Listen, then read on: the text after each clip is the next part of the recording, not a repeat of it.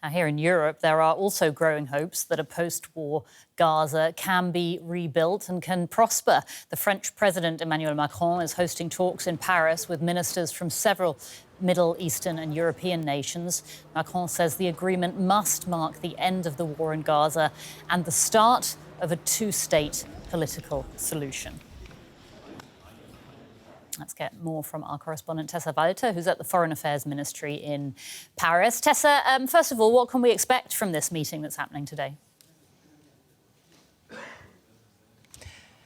Well, the top French diplomats that we got to talk to here in Paris made very clear that this meeting is not about competing with Sharm el-Sheikh, with the peace negotiations that are going on between terrorist organization Hamas and Israel, fostered by the US, Egypt, Qatar. But this meeting here is about looking further, the prospects of Gaza in the future. So actually for Macron, who set up this meeting, it was actually quite good timing that now a peace deal is possibly having been reached, or at least the negotiations are going forward. And that means that here in Paris they want to talk about three things, and that these three keywords have been repeated over and over again. And the first one is reconstruction. So how can the war-torn Gaza Strip be rebuilt?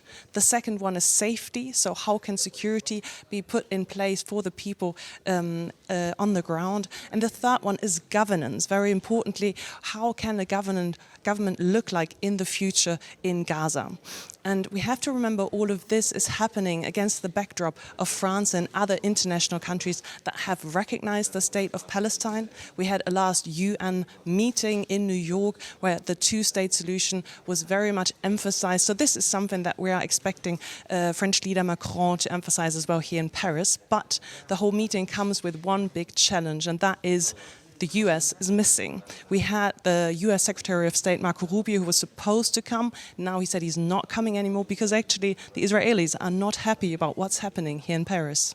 Yeah, tell us more about that. Why is the Israeli government so unhappy?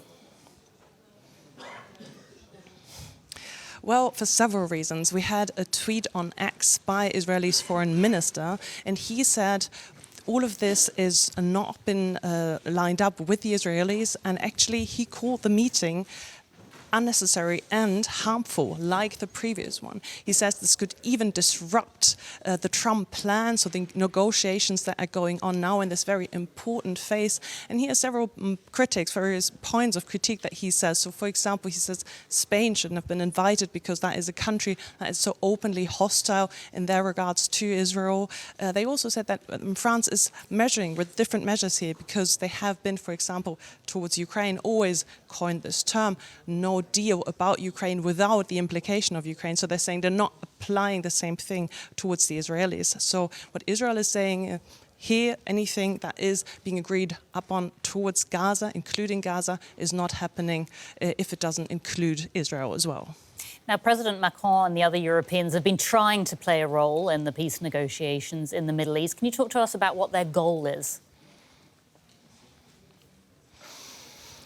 Well, I would say their first and foremost goal is to have a place in the negotiations, because in the past it has been very complicated for the EU, for the member states to play an active role. And this is because member states have been divided. We had countries like Germany, Austria have been very supportive of Israel and its defense and its right to defense. And then we have other countries like Spain or Belgium that underlined the importance of recognizing a Palestinian state, very critical of the military action of Israel. And this rift in the past has very much made it very complicated for EU states to play an active role. What we see now is that Kaja Kallas is also here, so a top diplomat from the EU level, and they said this is our chance now to make an impact. And potentially what they want to set up is an international mission under the umbrella of the UN, where international troops could be sent to Gaza and replace the Israeli military, reconstruct, help to stabilize the region. And there was possible talk of European troops being sent there, but this is still speculation, so we will have to wait for the presser in a few hours here on the ground. DW's Tessa Walther in Paris. Tessa, thank you so much for that update.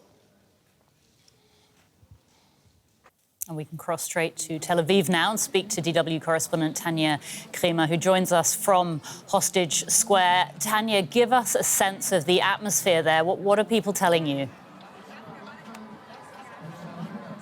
Well, I mean, you see a steady stream of people coming here since the early morning. This is the square that for 2 years has become a symbol for the fight of all the Israelis here, basically to bring those hostages home. And people are coming here. You see, it's the places filling up here tonight. Now, there are mixed emotions really here. There's a lot of hope that this will actually happen now, a lot of relief. But also, of course, worry that maybe this deal will still fall through. And also, some people are in disbelief that this will actually now happen. Of course, people are talking here, they're concerned about the conditions of the living hostages that will be released, but also there's concern that all the deceased hostages, that their remains will be actually located on time in Gaza. So all eyes are now also on the government meeting tonight because they have still to authorize this deal. As you say, Tania, there are fears that this deal could still fall through. The Israeli Security Cabinet, as we've mentioned, is meeting at this hour to discuss the deal. What are the next steps? Well, they will have to, so there will be a security cabinet meeting and then the full cabinet, the full government will meet and authorize, basically vote on this plan. And then basically the whole process will start at least from the Israeli side. So they will also then have to publish the list of the Palestinian prisoners that will be exchanged for those hostages so that people can appeal. That is more of a formal process. And then this 72-hour period starts in which those hostages, alive and dead, then will be released. But most importantly, what we will be looking at is the withdrawal of the Israeli army. They're controlling over 80% of Gaza now, and they have to withdraw to a certain point. And already, in this first phase of this deal, there's a point of contention to which parts they will be withdrawing. So once this is all set, this process will be set into motion and the ceasefire will officially start from the point of view of Israel. This is a complicated process. If this first phase of the ceasefire goes well, what could then stand in the way of a complete end to the war? Because, of course, this is a ceasefire, isn't it? Not a peace deal. Absolutely. It is not really a peace deal as of now. It is really the first phase of a deal. It's a 20-point plan that was put forward by the Americans, agreed upon now. But there are a lot of the details that still need to be negotiated. So we have now the first phase. Already this is rather fragile. A lot of things can still happen. And then this needs to go on. And we've seen in the past, when those, in the last deal, when it was supposed to go into the second phase, Israel broke the ceasefire, but we've also seen that in other, after other wars. It's in the implementation of all these details that will tell us if it will hold. And there are all these issues like the governance of Gaza, how much, how the Palestinians will be involved, the disarmament of Hamas, and of course always the issue of the withdrawal of the Israeli army. So there are a lot of these issues. It's a very fragile process and we have to wait and see how this will move forward. DW correspondent Tania Krämer reporting from Tel Aviv. Tania, thank you. And I'm joined now from Paris by John Lyndon, Executive Director of the Alliance for Middle East Peace. Welcome to DW, John. Thank you so much for your time. We've seen several attempted ceasefires fail during this war. Can you tell us what is different about this? Thank you. I think, first of all, it's the involvement directly of President Trump in a way that we haven't really seen to date, where he's become personally engaged, as your previous correspondent mentioned, chairing this peace board. And I think finally applying the kind of pressure that we always knew was going to be necessary on Prime Minister Netanyahu to close the remaining gaps. Simultaneously, I think the strike in Qatar against Hamas targets by Israel have failed, changed the Gulf dynamics an awful lot, where those Gulf leaders were really putting pressure themselves, both on Donald Trump and on Hamas, to close the remaining gaps in the deal. The other important dimension, which probably hasn't been discussed enough, is the role the UN played as a forum earlier in September. It's only 2.5 weeks ago now, but actually having all the world leaders collected in New York, I happened to be there at the time. It was really a General Assembly that was entirely about the Israeli-Palestinian conflict. And a very important meeting took place between President Trump and leaders of Arab states, where I think they made in very clear terms their unhappiness and potential consequences for the war continuing. And the final issue, which gets even less attention, was civil society's pressure. We've had demonstrations every weekend for months in Israel for the release of the hostages and the end of the war, something that enjoys massive majoritarian support inside Israel. International civil society pressure as well on various different governments. And I think a universal sense by almost everybody that this war, this moral abyss, had to be ended. And it really led to the conditions for this to happen as we enter the third year of the war. And the frustration is that a lot of this could have been secured at least a year ago, if not further in the past. John, if we could just talk about the role that Donald Trump played in this. You said that that the pressure that he put on this situation played an important role in finally pushing this over the line. Can you imagine a scenario where Trump claims credit for this breakthrough now, but then loses interest in ensuring the deal's full implementation? Because, of course, there's a long way to go, isn't there? Yes, and that is a real danger. And I think it should be everybody's preoccupation now to further bind Donald Trump and the US administration to this deal, to let them take the victory lap over securing the ceasefire, which is something that they merit in getting this over the line. We had a roundtable with President Macron in New York with civil society, and he made this clear. Even though the US, even though France and Saudi Arabia had brought this New York declaration together, this really, really impressive plan for peace endorsed by 142 countries, it couldn't happen without the support and engagement of President Trump. We'll find out what the Nobel Committee decide tomorrow around a potential nomination for a Nobel Peace Prize. If that happens, we know the ceremony itself is going to be in December. I know this is quite a strange conversation, but that should bind the president in at least until December to try and see the plan is implemented, that we actually move towards the second and third phases. And then I think more generally, we've done some polling at Allmap that shows that vast majorities of Americans, including MAGA voters, so Donald Trump's base, want him to lead on this issue, want him to engage with Gulf and European partners, and don't see success as just being this ceasefire, but rather a negotiated solution that ends the Israeli-Palestinian conflict. So he has real political incentives at home to stay the course as well. All right. If we talk about the Israeli government, I mean, let's say Hamas releases the remaining Israeli hostages by Monday at the latest. What incentive does Israel then have to fully end this war?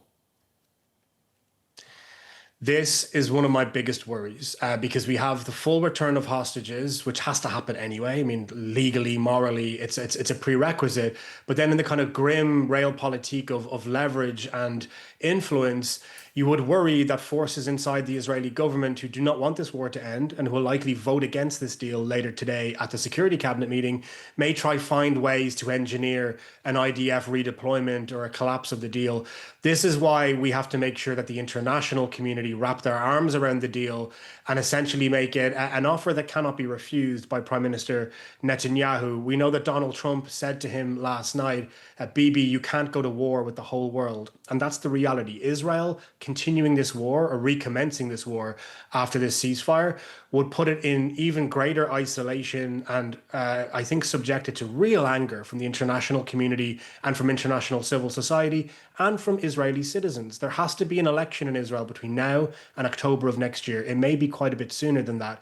And we know that the vast majority of Israelis want this war to end as well and are sick of the worst conflict and the worst bloodshed we've ever seen in the Israeli-Palestinian conflict. So I hope that opposition politicians and civil society, all MEP members on the ground, can really create momentum so that we move beyond this first phase and very quickly towards the second and third phase, where we actually talk about a political settlement that can end the Israeli-Palestinian conflict and make that the chief issue on the agenda for any forthcoming Israeli election. That's right. I mean, looking to the future now, we know that the Hamas terrorist attack on October the 7th, in which more than 1,200 Israeli were killed, and then the ensuing war, which you've been, saying, in which tens of thousands of Palestinians were killed, it has deeply eroded trust between the two sides. So how can trust be rebuilt now, John? I'm really glad you asked this question because not enough people are focused on this. We could get perfect diplomacy. We've never had it before. Let's say, for argument's sake, we get that, a great diplomatic process. We have traumatized and shattered populations in both Israel and Palestine who I think could be receptive to transformation and conflict resolution, but who need to be treated with real care and empathy. And civil society can play the most important role here. At OMEP, we have over 180 members doing activities that bring together Palestinians and Israelis, that generate policy ideas that can solve some of these problems, that build trust, and that work on dealing with the very significant trauma that exists in both societies. By definition, all conflicts are ended by traumatized societies. If you go through conflict, you are traumatized. It should not be a barrier to conflict resolution, but we have to figure out a way to be able to work with it. And that's why I hope we see real implementation of civil society's role. At the G7 level last year, the leaders of the G7 states pledged to institutionalize civil society's role in Israeli-Palestinian diplomacy. France and Saudi Arabia integrated many civil society ideas in the New York Declaration. Point 18 of the Trump plan talks about Israeli-Palestinian civil society efforts that can work on the trauma and the dehumanization within both societies. We have to get this piece right. This can't be an elite-driven, top-down process. It needs to bring millions of Israelis and Palestinians along with that process and isolate the extremists. They are a minority in both societies. They will want to disrupt any process. But if we integrate ordinary citizens and civil society, they can be a bulwark against those extremists and ensure that we have space for diplomacy to succeed. John Lyndon with the Alliance for Middle East Peace. John, thank you so much for your time. Appreciate it.